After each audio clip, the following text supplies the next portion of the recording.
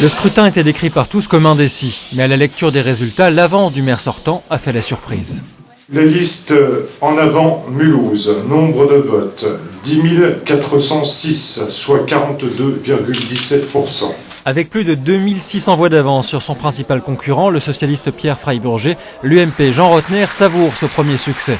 Lui qui était devenu maire en 2010 sans avoir été choisi par les Mulhousiens, vivait sa première élection en tant que candidat à la mairie. Je suis un maire qui cherche à rassembler, qui n'est pas le maire d'un clan, qui est le maire de tous les Mulhousiens, parce que pour moi c'est essentiel de faire gagner ma ville, de faire gagner Mulhouse et de faire gagner l'ensemble des Mulhousiens. Comment vous l'abordez ce deuxième tour ?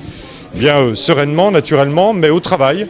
Rien n'est gagné, ce sera gagné dimanche soir. Le camp des déçus était place de la Concorde, au QG de campagne de la liste PS, centriste, PRG et Verts. Cette large union n'a pas suffi à donner les ailes que voulait revêtir Pierre Freiburger dès le premier tour, lui qui avait raté d'un cheveu la mairie en 2008. On lâche rien, on lâche rien.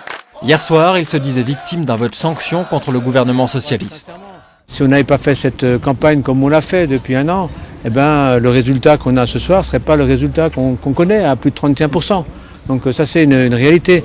C'est vrai aussi l'écart n'est pas aussi important qu'en 2008. Quand on fait l'addition des voix de gauche et des voix de droite, eh ben, on a une vraie marge de progrès entre les deux tours. Au Front National, dès les résultats prononcés, la liste de Martine Binder courait déjà la deuxième manche. Il faut être à 4 dans une rue et on sonne partout. Avec 21,85% des voix, le FN augmente son score de plus de 10 points par rapport aux précédentes municipales et sa tête de liste est persuadée que ce n'est qu'un début. Les électeurs du Front National ne seront pas dupes parce qu'ils ont voté pour nous au premier tour, ils voteront pour nous au second tour et tous les gens qui ne l'ont pas encore fait parce qu'ils attendaient de voir, je crois que ceux-là vont se mobiliser au second tour. Tous les candidats vont faire la chasse aux abstentionnistes d'ici à dimanche prochain avec un taux de participation inférieur à 47% hier soir à Mulhouse. Les trois têtes de liste sont persuadées qu'il existe des centaines, voire des milliers d'électeurs à réveiller.